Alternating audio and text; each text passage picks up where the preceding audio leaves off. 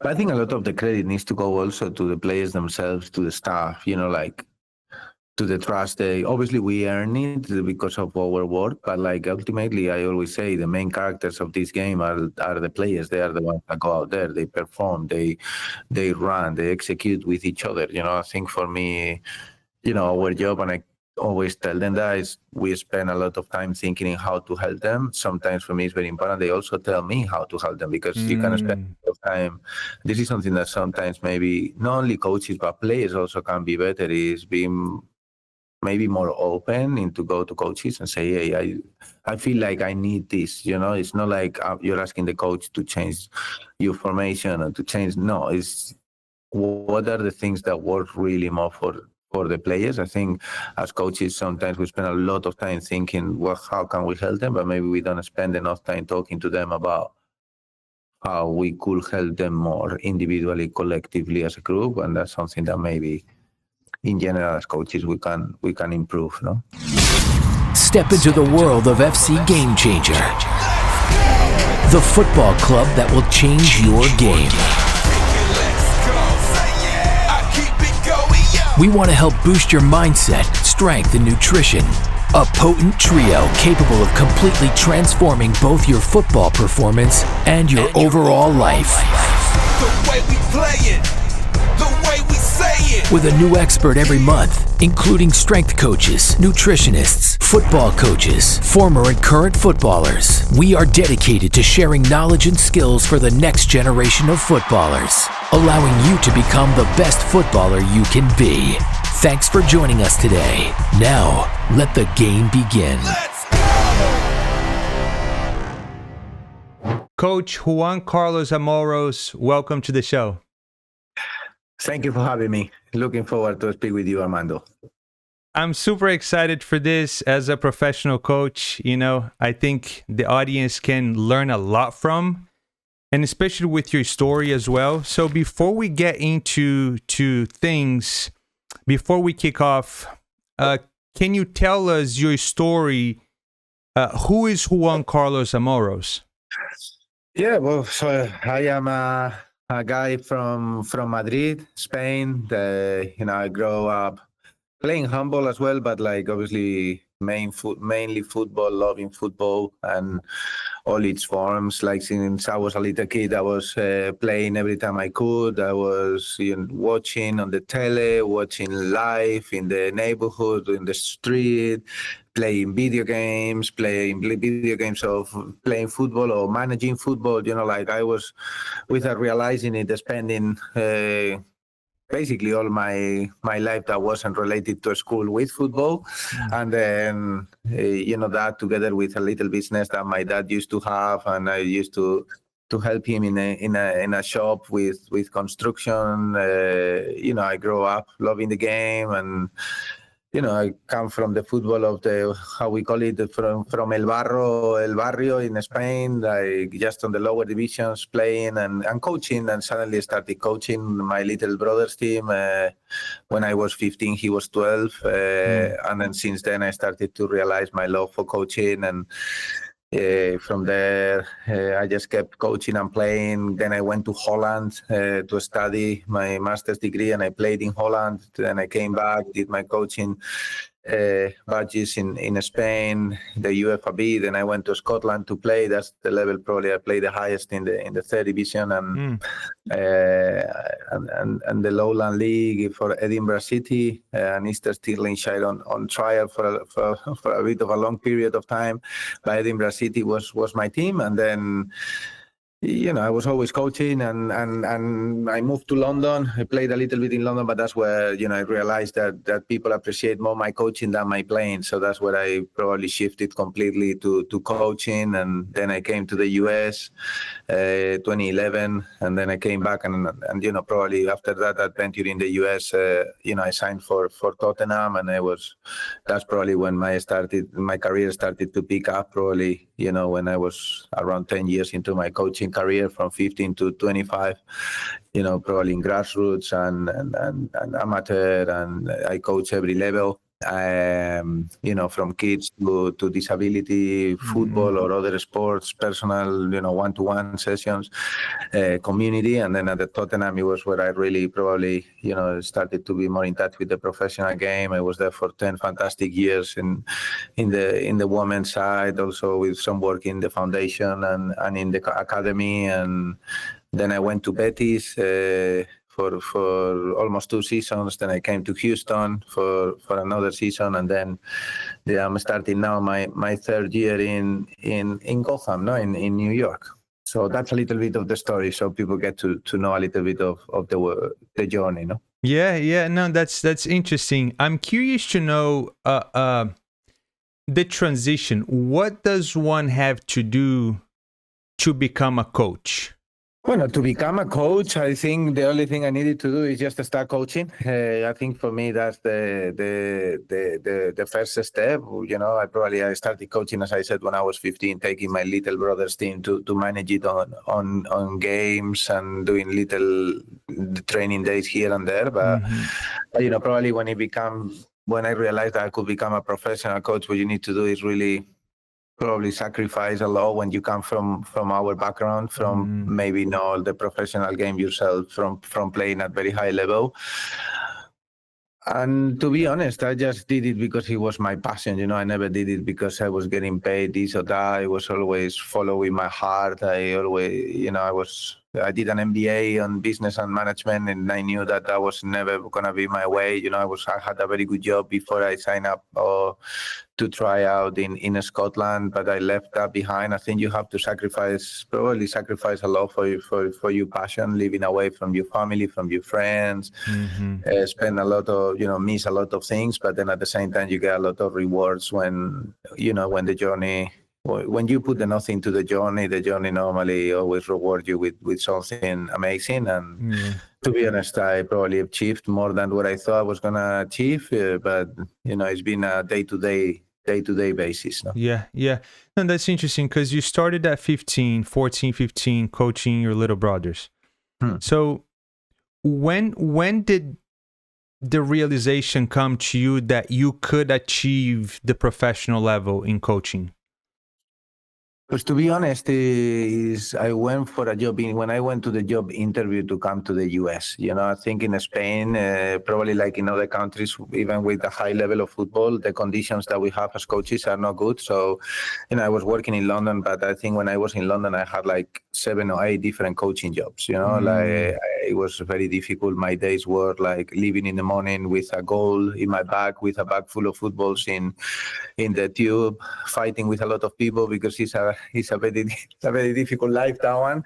Going to coach at 7, 8 a.m. in the morning, coming back at like 9, 10 o'clock at night, finishing the women's team, and this with no car. So that was very, very difficult. And when I had that was before the women's, but then when I got the job to go to America, it was a full-time job. It was finally, I was going to be able to be focused only on one thing. Funny enough, one of the persons doing the interview was Nick Hardy, who now, later in time became one of the best coaches and great person that I've worked with at Tottenham. He's still there, working the academy for a very long time now. He works on the women's side, and he was actually the person giving me my job, and that was the moment where I said, I'm actually going to be a professional coach. So that probably, the moment I got that job, that I was coming to America to coach for 6-7 months, that was the moment where I realized, okay, so from here, there is no way back. Interesting. That's interesting. Yeah, but it's funny that you played as well, and it seems like that you played at a good level too.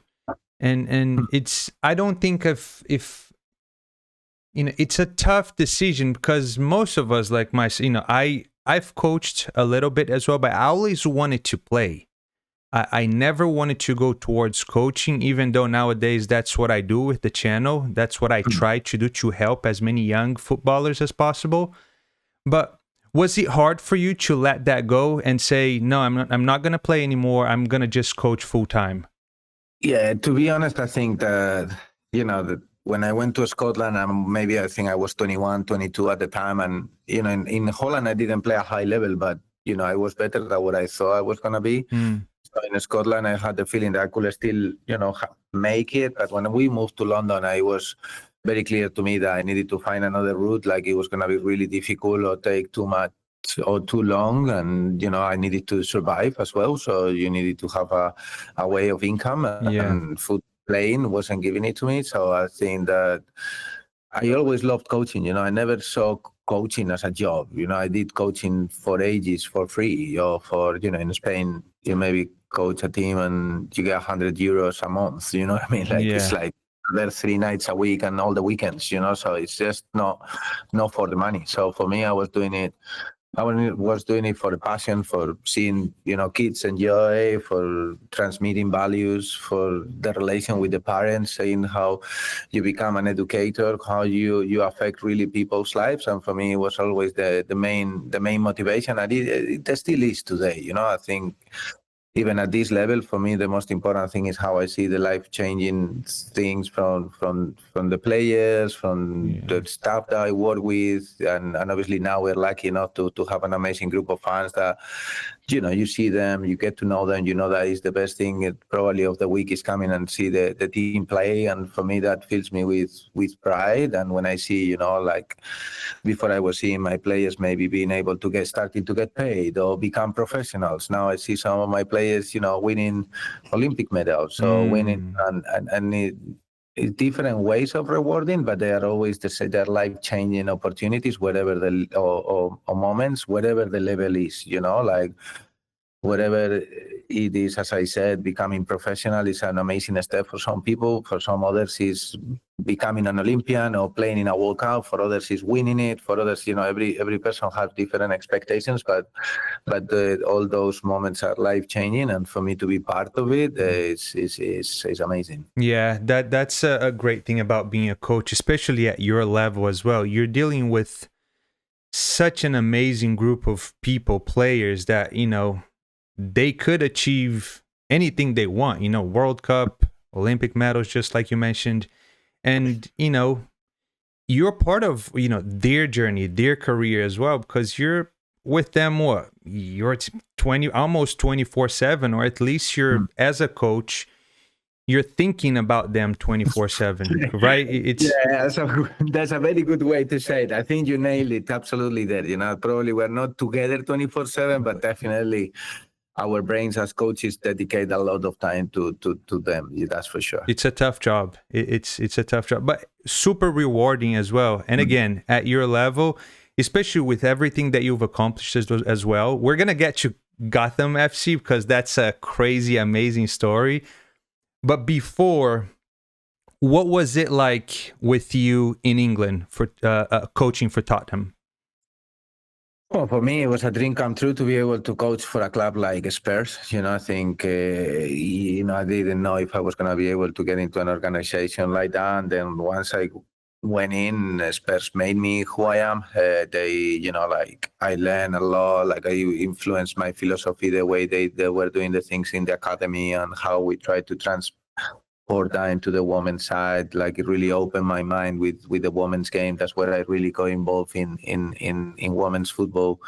And for me, it was it was an amazing journey, because when we started, we were amateur in the, third division, fighting to avoid relegation. And when I left, my last game was drawing against Arsenal away from home, who 10 years before or 9 years before, when I took over the team, it wasn't even a possibility even to play a game against them. Do you know what I mean? Like it was just so the journey, the amount of people that got involved on that journey, some of them are here with me now, like Anton Blackwood or Sean Harris, Akash Lakani, coaches that I coached with at that time. They are here with me now at Gotham, like players that I saw going from grassroots football to the WSL and stayed in the team, like, Jenna Schilacci, who was the captain, Lucia Leon, Wendy Marin. There is a lot of players that went in that journey with us, Jessica Nash, Ashley Neville, Wendy. Wendy. There's a lot of them, that it was an amazing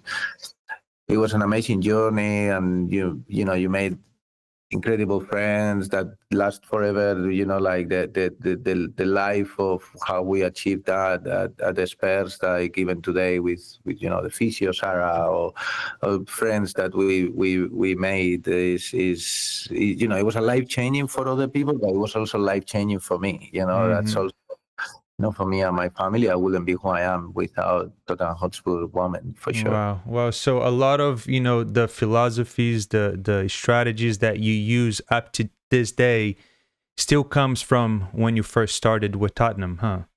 Yeah, 100%. I think that, you know, like you know, obviously we've evolved the playing style, the managing style. We try to stay on top of things, and, you know, different environments that require different things. But yeah, I think that, you know, we've been able to transmit that into what we do here.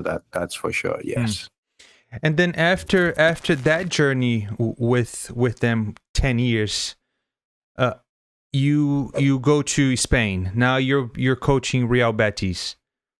Yeah, so at that time, obviously, you know, there was like our second season in WSL, so they let us go to me and Karen. We were doing our like a co-head coach role together, so it was a moment for me to decide what I wanted to do with my coaching career. And you know, like Karen and me, we worked together for 10 years. I love her. She's one of my best friends. She's obviously now doing a fantastic job at Charlton, where I keep checking every weekend to see if they can, you know, climb. And they were very close last year to get promotion. Hopefully this year they do. But I signed for Betis. You know, the opportunity came. They were at that time bottom of the league in Spain with 4 teams that were going down. It was a very difficult challenge, but it was coming back to, you know, coming back to my country after living away for 12 years. It was a great opportunity, not too far from home, finally, a great club and a great adventure. And, you know, it was a very difficult challenge because when I took over the team, they came on the back of losing 8 games in a row. They were favorites to get relegated. We actually lost my first 2 games in charge, so that made it 10. But then after that, we did an amazing record again with amazing staff, some amazing players. We beat all the records, and we obviously, I think we were 16th in the table. We were able to finish 10th or something like that, which was outstanding. And you know, I think it was a fantastic experience, a very stressful experience, because I think, you know, fighting for relegation is probably, as a coach, the worst battle that you can live, because, you know, the jobs of the people that's working every day are on the line. The jobs of the players are on the line. Like, clubs really change when they get relegated. It's a very, very stressful environment, but we managed to do a really good job there that season. The next season, I think we finished 7th as well. We've got quite a relaxed year in terms of results, very established. But then at the end, you know, then yeah, that was my 2 seasons there at Real Betis. Fantastic club as well, fantastic city for sure. Yeah, I mean, I keep, you know, hearing the same thing here over and over. When you get to a certain club, the club is not doing so well, but once you get there, you're able to kind of bring them up. And it's, you know, it happened in England, it happened in Spain, and as we keep talking right now, I think we're gonna hear even more, because what you did with Gotham FC, not just you, right? Coaching staff overall, the club itself, the players, but it's very interesting. I want to pick your brain on you know, your mentality, your philosophy, your relationship with everyone, including the players, plus the staff, plus the club, you know, directors and all of it, because I think that plays a huge part in a successful, you know, team. But before we get into the US, what was like a big difference that you saw from, you know, the English football versus the Spanish football? Yeah, I think, you know, in England, the capabilities of the players physically are a lot higher, while at least at that point, I think things are starting to be more even. But, you know, in Spain, the players are a lot better technically and tactically. Like, they're more gifted just for the nature of how the game is developed in each of the countries. So that was, you know, like, that was very good. You know, it was good to enjoy the change. I think at the same time, probably in England, the way teams are taking on board professionalism is a little bit higher than what it is in in Spain, at least at that time. So that was a little bit challenging. But yeah, I think there was definitely a different profile of players there. We have like Rosa Marquez, Mapi Vilas, who's one of the top goal scorers for Spain of all time, like Angela Sosa. We actually had some very, very good players technically and tactically, like world class, really. That maybe, in England they were at different profiles, but then physically in England, they are definitely more capable. That's interesting, because I feel like as a coach, you can kind of take, the best out of the English football, take the best out of the Spanish football, and kind of create your own philosophy within your game that you want to, get your team to play. So it's having that background. I'm sure it's been super helpful for you as you coach, nowadays. And then after Real Betis, you ended with them in 2022, and then you come to Houston Dash. Yeah, well, at the end of, I kind of spoke with the club to let me go a little bit earlier because the contract finished at the end of June. So I had this opportunity to, once we knew I wasn't renewing, to come to the US. And that was always a dream of mine to come here to the NWSL. And Houston gave me that opportunity. There were some issues with the coach. The coach had to step down. So, Sarah was the interim head coach. She's doing a very good job, but like they needed someone maybe to a bit more senior. So they gave me the opportunity, and I was, I really embraced it. I came, and, we were amazing. Like it was the first time the club qualified for the playoffs. We finished 4th in the league, which was the highest they've ever finished. We beat all the records with the fans. I think we got like 12,000 in one game, 21,000 in the playoff. Unfortunately, that playoff game, we lost at home to KZ. Like we actually conceded in the 100th minute of the game, and the ref didn't even allow us to kick off again. It was really, It was really heartbreaking. But I think the job was, like obviously done really well. I love the city, I love the club, the fans, the players, but there was some moments in your life that you just need to make certain decisions. Gotham had a very interesting project, and I felt that I could really execute a lot of the things that I had planned here long term. And, I decided to close down that chapter with Houston. Again, extremely grateful to the city, to the club. I really enjoyed. We actually went there last week, and it brings so many positive memories. I loved it there, but it was probably time to move on now to the next chapter, no? But yeah, obviously Houston, it was also something very much historic. So very, very glad I lived that adventure, no? Nice.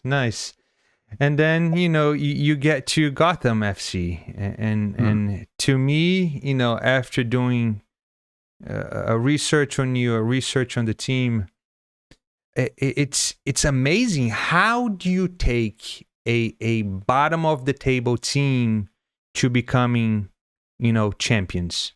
Well, in there, I think I have to thank the club because they really trusted my vision. I could bring some of the staff. I think the players were fantastic. They really bought in from day one. From the captain, Ali Krieger, we signed Kelly O'Hara, who was also one of the captains, Michelle Betos, all the senior players, Ali Long. They were really on board and trying to lead with us, to try to support the team and the club to be the best we could be. We obviously recruited Lynn and Yas and Yena. We had a very good, some very good recruitment together with the people that was here, me, some of the players, Mandy, some of the players that are still here today. And I think from day one, we knew how we wanted to be on the pitch. The players really did a big effort to understand it, to execute it, to work hard. I think it was implementing a style that is very aggressive on the front foot, very offensive. The way we defend is very extreme, and to make sure that we implement those things properly together with a team culture and be able to highlight, the individual performances. Then halfway through, we signed Esther and Maitane, and we did really well. We ended up getting to the playoffs in the last game, finished, 6th. And then when he got to the playoffs, he was we just needed to know that it was now or never. There was a special feeling because Ali, our captain, who was fantastic. If we lost, she was her last professional game, so it was always like an extra motivation to win. And then we won. We went, and then like the season was full of amazing memories. But I think obviously the playoffs, we beat North Carolina away, then. We went to play Portland, who's almost impossible to win there against the fantastic team they are. We were able to win 1-0 in the extra time. Wow! And then we went to the final against the Seattle Reign, one of the best teams in the league as well. With Rose, with Emily, with a few top players, and we were reigning champions with our midfielder playing all the last few minutes of the game. So it was crazy. It was like a bit of a movie, but something that again it will live with us forever for sure. Yeah, what an amazing journey! Oh my God! As you get there, knowing the situation of the team, you already mentioned that the club trusted. You trusted the staff. What was the biggest challenge that you faced? Well, I think it was probably the biggest challenge is to get everyone to work in the same direction. I think people, when they look at the coaches, they probably look at me and the players, but behind the scenes, there is a coaching team, an operations team, a medical team, a high performance team, a logistics team, a management team, ownership, like business side. The clubs are very, very big, and the as you say, the role that we play as head coaches is pivotal to all those aspects working together. I think that's probably the hardest to navigate for a lot of us is how do you bring all of it together, because one of those pieces doesn't work and then the team doesn't work. So I think, like making sure that we were very good on the pitch, but at the same time, and that's something that was excellent in. So we always try to prioritize the football. Maybe other teams prioritize the fun experience or the ticket or the whatever it is that is in a commercial side. For us, it's always been about making sure we prioritize the game inside the rectangle of grass, how we say in Spanish.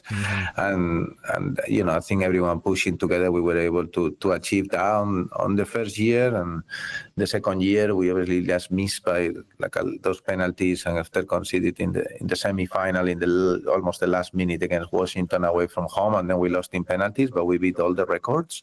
So I think that the club, we're working in the right direction. We're building a brand of football that is recognizable now by year 3 by everyone that sits down to watch a Gotham game. They know what they're going to get. They're going to be exciting. We're going to fight. We're going to be aggressive on the front foot to try to score goals, to be fun to watch. And that's who we are. It's very difficult for the players, for the staff. It's very demanding, but, we enjoy it. Yeah. No, such an amazing journey for sure. And coach, what did you learn yourself from taking, a bottom team to the top? Well, probably that you need to take care of every detail, and the most important details are the people. Sometimes you get it right, sometimes you get it wrong. For me, it's very important that, and I always say that we are all people before we are coaches, before we are players. I think that any person that works in a professional team is before they are their job, they are there as a person. But then sometimes to be able to affect everyone and to be a positive impact for every single one of the people that is in the building is difficult. So for me, a lot of my efforts go into try to improve that side or make sure that I am better on that side, and that's always challenging. And then also a little bit to be very honest with, and when you speak with head coaches or coaches at this level in every sport, really, what is really hard as well is finding the right balance between your personal life and your working life. I think it's very, very difficult because, I have a kid now, Luca, I have my wife, Laura, the coaches as well, some of the players too, is, it requires a lot of time away from home. We just come back on, for you to have an idea, we've been almost 1 month to Spain for preseason. We came back, we went 2 weeks for less than a week. We go to Florida for 2 or 3 weeks, whatever it was. Then we go and play away, and we go for 5 days. It's very demanding in terms of time away from the people you really love and care, and that's always, especially challenging for us. No. Yeah, no, yeah. I think people sometimes forget that at the end of the day, it's a full-time job. It's I think sometimes they see coaches, they see these athletes in general, they don't make that connection that it is a full-time job, and sometimes even more demanding than a normal job, because there's so many pieces involved. And you mentioned you have a son named Luca, and we just had a kid as well. He's about to be 10 months. His name is Luca as well. Oh, really? Yeah. Good name. Yeah, good name, good taste. And I really liked what you talked about just now in terms of at the end of the day, we're all, humans. We're athletes, we're coaches, but we are humans at the end of the day. So making sure that you're keeping that in check, not just within yourself, but your coaching staff, your players as well. I think that's a huge important thing for them to think about as well, because I feel like in terms of the mental, it's so much of the game as well, because if your mentality is not quite there, you can't perform as well as you could. And since I'm just thinking about that right now, how important do you think that is, the mentality, the mental side of the game for your players? Yeah, I think it is. I think it is massive. I think I'm lucky that I've always had very special groups of people that they are ready to handle the highest levels of pressure. Like, it is really demanding, this job, like for us as coaches, but for them as players is, like it makes you question yourself all the time. When I don't play someone, then it makes a question if she's good enough, like, or if I play someone and take her off. It's always difficult to handle. The players are never fully happy.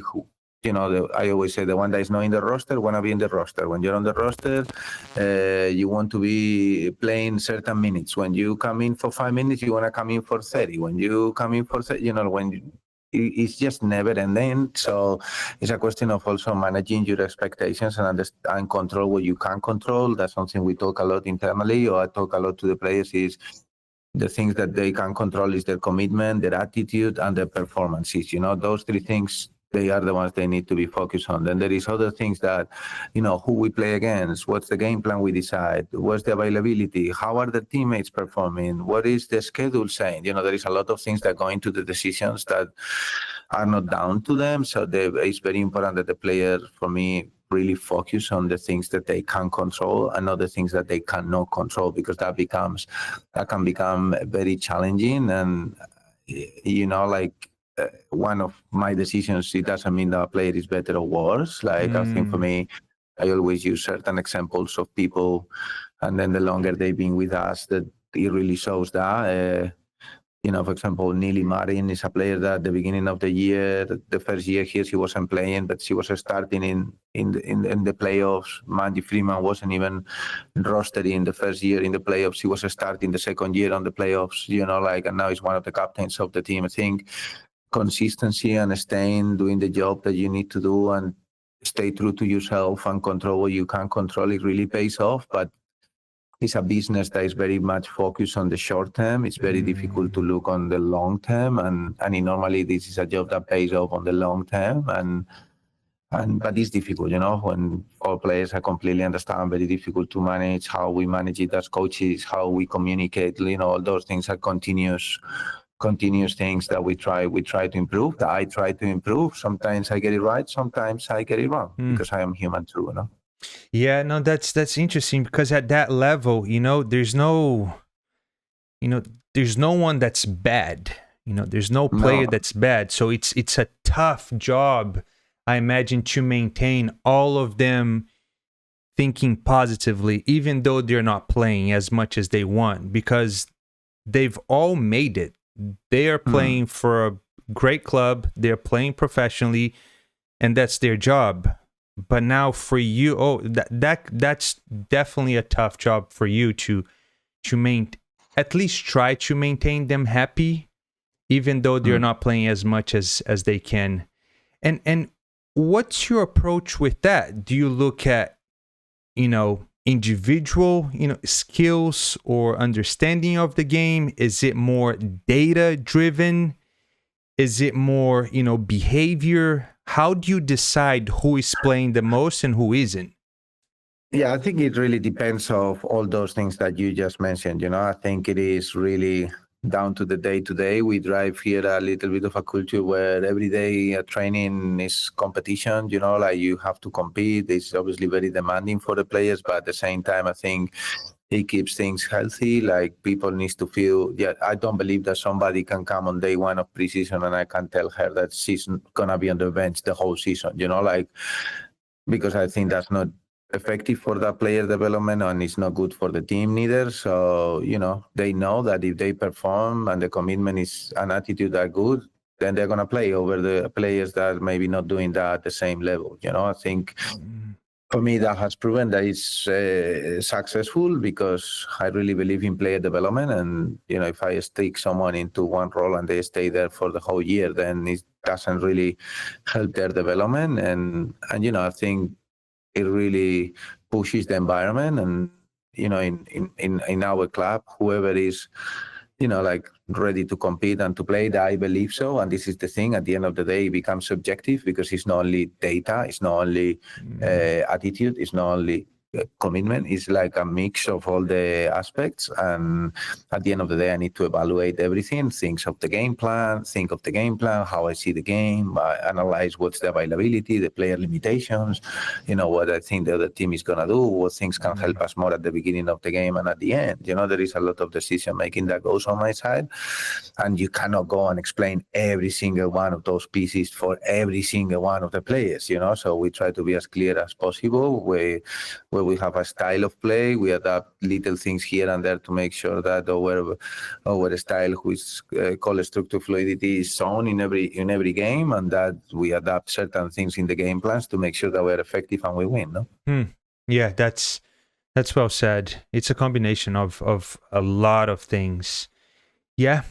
So for young girls watching, listening us right now, what's an advice that you have for the ones they're trying to become a professional player?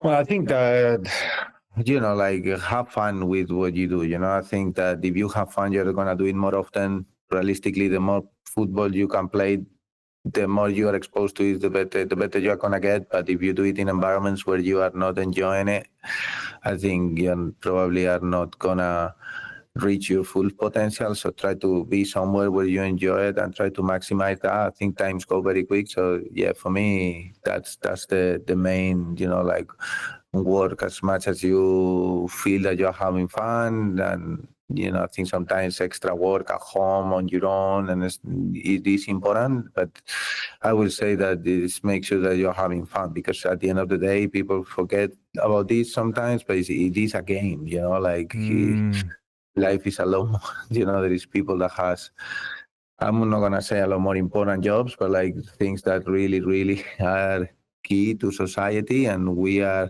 I always say this is an art, and we are here to entertain and to have fun and to make other people have fun. That's what the games are for. So I think it's important to find that when you are playing in order to maximize your potential. Yeah. And now just completely selfish right now, because we just had a kid. Yeah. And what's the relationship of a parent that's trying to get their kids to become a professional footballer? What do you think should be the approach? Because forcing isn't the right thing to do, correct? Exactly. I think in there, parents need to be just guides in terms of in life to try to support what their kid wants. If the kid really want to be a professional athlete, then you need to be the best at guiding that. But don't force it because it's, I have the feeling that sometimes the parents are the ones that want the kid to be a professional athlete, but maybe the kid doesn't maybe necessarily want that, or doesn't really fully understand it. If the kid really want it, then you need to find good mentors, if the parents are not there, that really understand what it takes to be a professional athlete, the sacrifices, what to do, because 100%, and I see it on daily basis. The people that want it the most are normally the people that achieve it. Like obviously you need to have certain level of skill and attributes, that's for sure. But very weirdly, somebody that really want it to the top and has the ability doesn't end up making it one way or another. Look, I didn't have that ability. I didn't become a professional player. Probably now looking back, I didn't do enough of certain things because I didn't have the right guidance.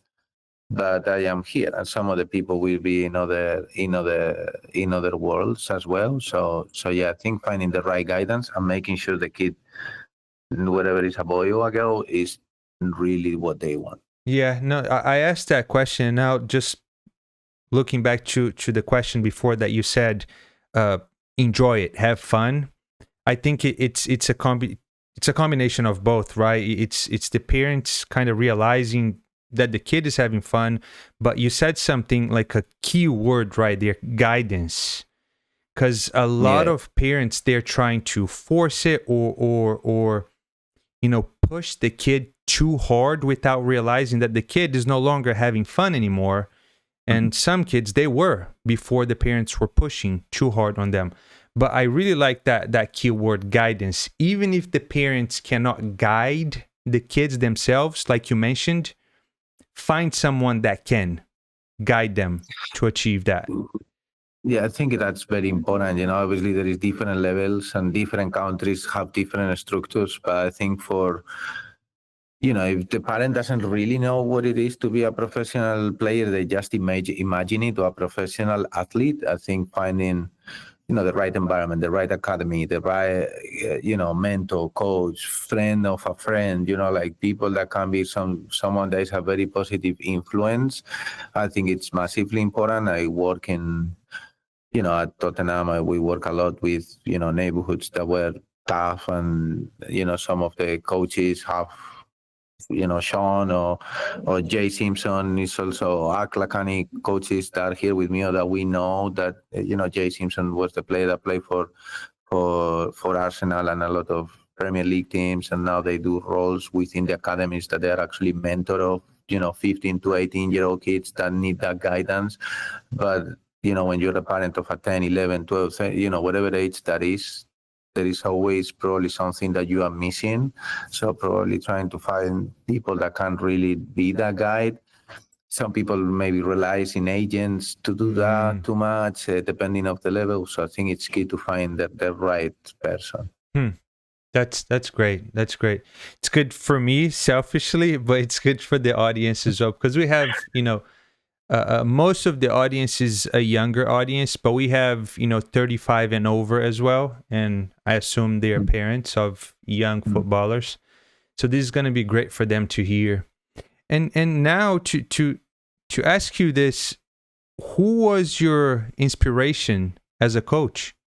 Well, in there, to be honest, I had a lot of people that influenced me. I grew up watching, if I have to choose a player that I love watching, how it was Zidane. Like for me, it was always a big influence in terms of the way he played as an artist. I think that was very, very important to me. But then there was a lot of influences to me. My mom was the one taking me to all games, so she saw me, commitment to something that you really love. My dad, commitment to hard work. Like there are values that with time you realize that maybe they are not football specific, but they are what it makes you successful, not only in football, but in anything that you do. A lot of my friends, how to listen. I know these things are maybe a bit weird, but like listening, understanding that you're not always right, thinking things that maybe are difficult naturally as humans, and then then you can definitely translate that into the football world. But yeah, like for me, it's difficult to say exactly who was the main influence, because I think every person I've worked with, like whatever it was at the Spurs or in my younger ages, I used to play for a team called Parque Avenidas, which, when I was a little kid, and the dad of one of my friends, Juan, that is Jose Maria, we used to call it El Espía, the Spy. He was the one running the whole club himself, and for me, that commitment to make kids just play football for fun, it was a big influence to what I look like. I was even thinking that when I grew older, I wanted to be someone like that, that just have a football club and kids just go and play. And now look, I'm here with professional athletes, 7,000 kilometers away from my home, and I'm lucky to coach World Cup champions, Olympic champions on regular basis. So for me, it's a crazy journey for sure. Yeah. What a name you just mentioned right there, Zidane. Yeah. Oh my, we don't see players like that anymore, huh? Although I can see a little bit of Zidane in Jude Bellingham, but it's not quite. Yeah, good. I went to watch one game live, I think, in with some friends that travel with Madrid, and I watched him it was Red Bull Leipzig, Union Berlin in Berlin, and I saw him live for the first time, and I was like, wow, he reminds me some of the movements, some of the ways. I think I still needs to grow a little bit into it. Yeah, we will see. Yeah, no, he's doing good. We forget how young he is. It's unbelievable. He's so mature, and the way he plays, he does remind me of Zidane, but not quite there. He needs to mature. Not yet. Yeah. And who knows? We don't know, right? Because he's done more than Zidane at that age. So true. Who knows the future? True. What was the best piece of advice that you've ever received? I don't know. I think that one thing that I like to say a lot is that time put people on their places. I think that's something that I take with myself, or when something I don't like, or when something that I like. Normally, the time normally put people where they deserve. You know what I mean? It's something that for me, if I work hard, time is gonna put me where I need to be. And the same. I don't know. It's something that throughout my career I've seen it happening very, very often. Not always, but in a very high percentage, there are certain things that happen, an unlucky injury and something like that. Mm-hmm.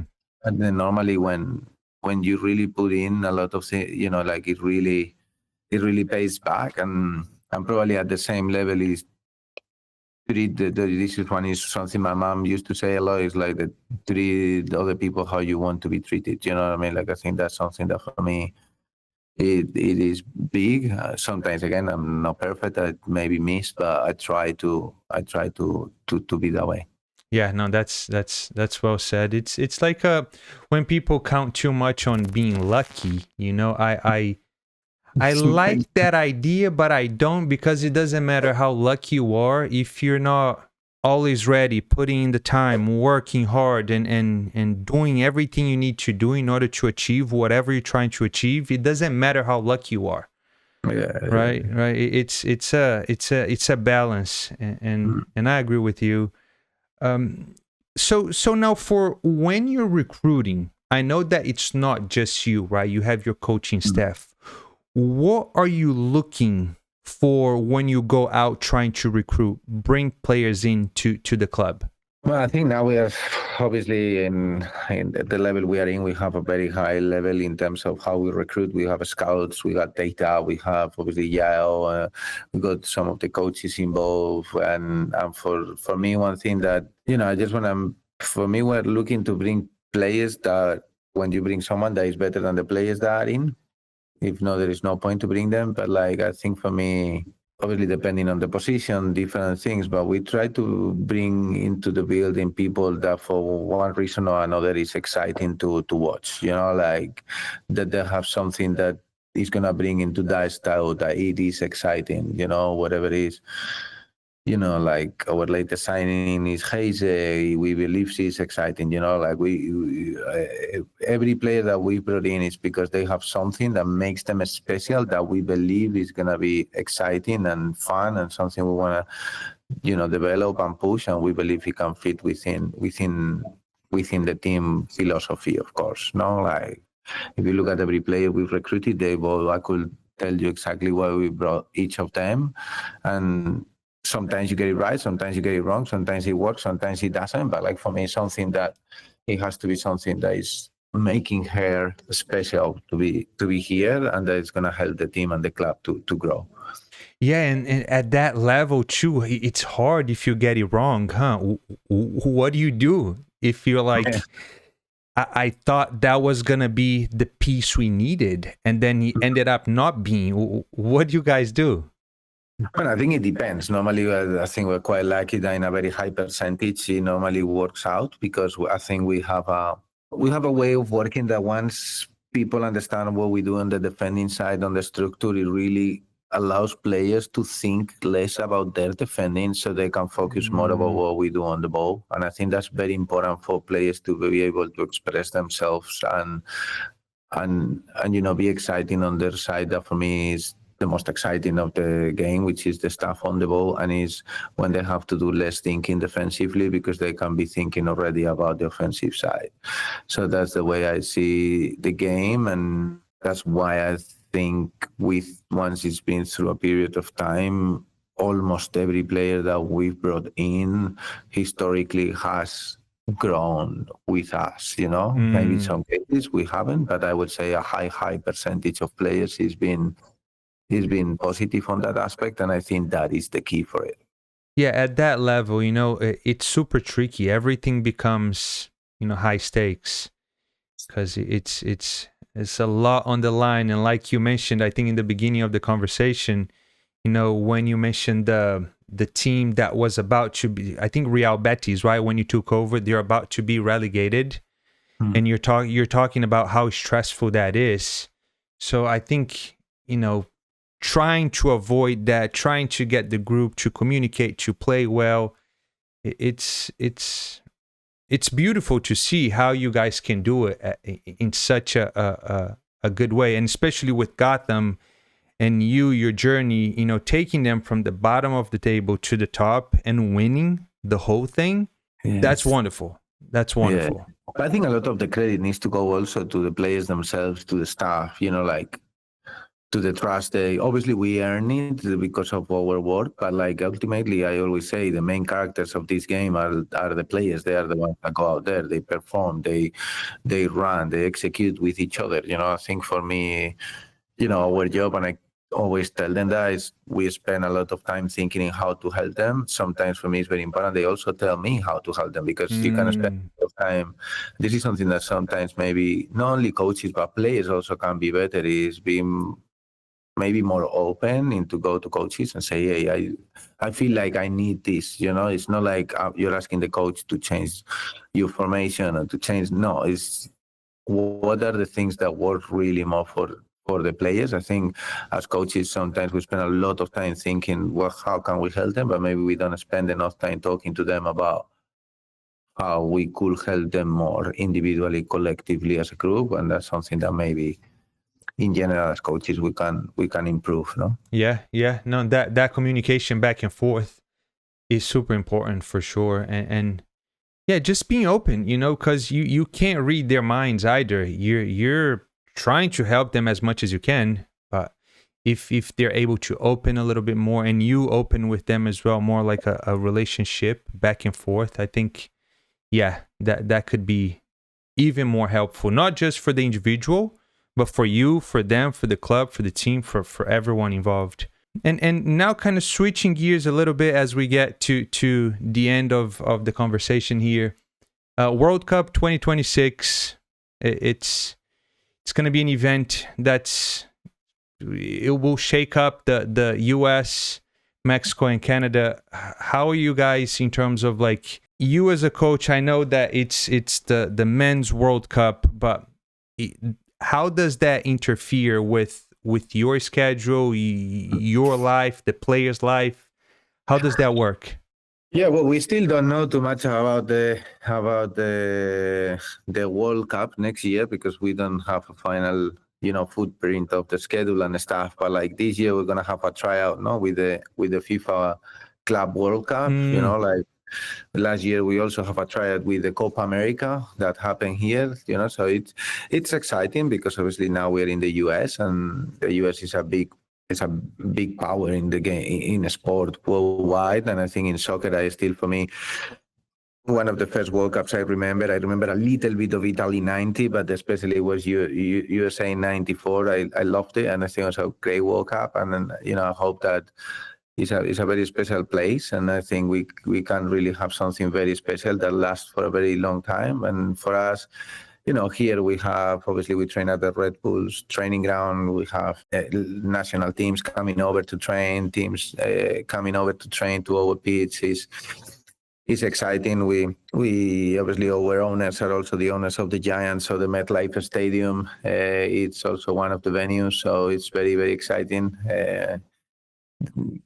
Hopefully we can go to some games too and have fun. Like it's very close. Like obviously being in this world and being in this city. At the end of the day, New York is, one of the, obviously it's not the capital of the country, but it's very close to, to be. It's one of the most important cities, not only in America but in the world. It's probably, I would say, I would hate to say this because I think Madrid is the best city in the world, but like, I have to say that New York is obviously a city, obviously worldwide recognized, and being here and being at the center of the world of football for the next couple of years, I think it's going to be extremely exciting. Yeah. No, I do want to visit Madrid at some point. I've heard you're definitely missing out if you haven't been there. Yeah, no, I've heard great things about it.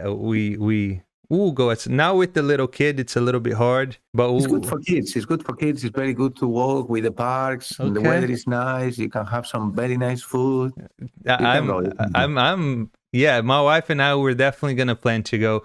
I played with Lane United, and one season they brought a lot of Spaniards, and a few of them were from Madrid, and we had a great time.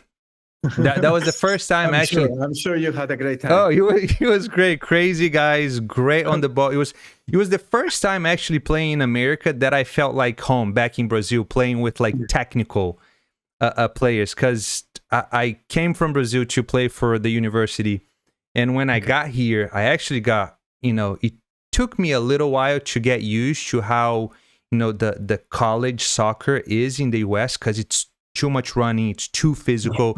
It's almost not football. It's a weird thing. On and off. Yeah, exactly. So when I got to play, because Lane United, it was a PDL. Nowadays it's USL. It's a semi-professional club where Lane United is actually going to become a pro at the USL Championship, I think, second division. And yeah, it was the first time that I felt like, oh, great, now I'm actually playing football again. I'm back home with these guys. So it was a great experience. It was the first time that I had paella. Yeah. That's a different story now.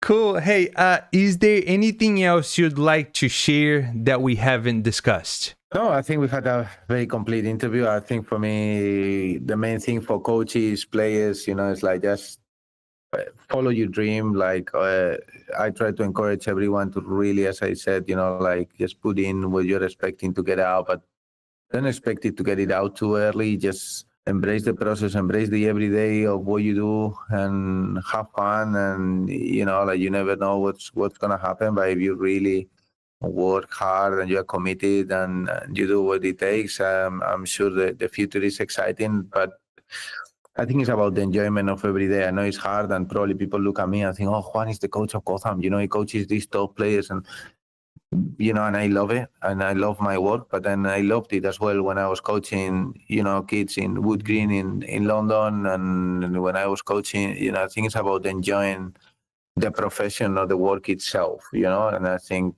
with that, it will really show, and you will be able to transmit that to other people, and then from that, be able to grow in your career. No? Yeah, and you said something very important just now in terms of it takes time. And I think nowadays for young kids, they work hard for a short period of time, expecting to get what they want. And what you just said is it's keep going, keep putting in the work, that eventually it goes back to you said earlier too, time will put you in the right place as long as if you keep putting in the work. Yeah, I think, like luckily, I think football and sports in general have grown the last 30, 40 years, where there is a lot more professionalism. There is a lot more jobs. There is a lot more opportunities. Before, I think it was a lot harder to find jobs in professional sports, whatever was the level of the sport itself. I think now there is a good moment, and I think also the way society is going, and I think at the end of the day, with artificial intelligence, certain jobs, like I think one of the hardest jobs to be done by a machine is to be a sports person or to be a coach, because you need a human interaction for it. So I think it's a very good industry in terms of the long term too. So I think it is important that people enjoy it every day, and that you do something that you really have fun, wherever it is, and I think that's the most important thing, just for people to find their passion. And if the passion is coaching or being a strength and conditioning coach or scout or, whatever it is that is related to football that might not be only playing, then just go for it, because, I'm sure there can be, if you put enough into it, I'm sure you will get something out of it. That's so well said. We have this question that we ask to every guest at the end of our interview. Tell us a game changer moment in your life and why. Oh man, I'm going to tell you a positive one. I think a game changing moment in my life, it was, when after, and I remember, this coming back of that second game that we lost with Betis, like they were coming on the back of losing 8 games, and we lost the first 2, and I came back on the bus from San Sebastian. We lost to Real Sociedad. I think it was 5-1. And it was a difficult challenge ahead, but then my wife also told me that she was pregnant at that moment. So I think that for me, that was a moment, okay, so now the team has lost 10 games and I'm going to be at that. So I need to make sure that we work this out together. She was fantastic. She really supported me on that period. She's my assistant head coach hidden at home, like that. She really supported me. So I would say that probably that was a very good life-changing moment for sure, but for the good. So I will leave it there. Wow. And Luca now is here, huh? Yeah. He's here. Yeah. Nice. Coach, where can people find you or Gotham FC? Yeah, well, you can find me on Instagram, Twitter. Like, if anyone, I'm very open. Like, if anyone needs something or whatever, I have my inbox opens to any request or any question people might have. I will always try to come back to people, because I would love somebody in my position to do that for me too. So you can do that, and then to watch us, you can watch us on a lot of the platforms here in America or worldwide, NWSL Plus, but for the people that is here in New York or New Jersey or in any of the states nearby, we play at the Sports Illustrated Arena, who used to be the Red Bull Arena. And, I think it's a very enjoyable experience for football fans, for families, it's a very, very good day out. And we always try to put a show that is fun and enjoyable. So if you want to come and check us out, for sure, please join us. Nice. Hey, I'm in the West Coast, so unfortunately I can't just... Don't worry, we go there too, Armando. Where are you based? I get you tickets. We're right in Eugene. It's two hours from Portland. So when you guys come to Portland, I'll definitely come check you guys out. But we are going there in the next couple of weeks, so I can't wait to see you there. We go on a Tuesday night, though. I think it's not gonna be the nicest, but let me know, and I'll make an effort. I will get you some Gotham stuff. So because that ground is also tough. There is 20,000 people every game, so it's enjoyable to go there, to play, to coach. So we need some fans over there. So I will make sure you get a scarf or a shirt or something. Perfect. But deal. Coach, okay. Thank you so much for everything, for joining the podcast. I really appreciate your time, and everything that you've been doing with Gotham FC. And I really appreciate all your journey, everything that you've been through your career. And thank you so much. I really appreciate you. Hey, thank you. It was a pleasure for me to talk to you guys. I'm from here, just for the people, just pursue your dreams. They can come true. Thank you so much.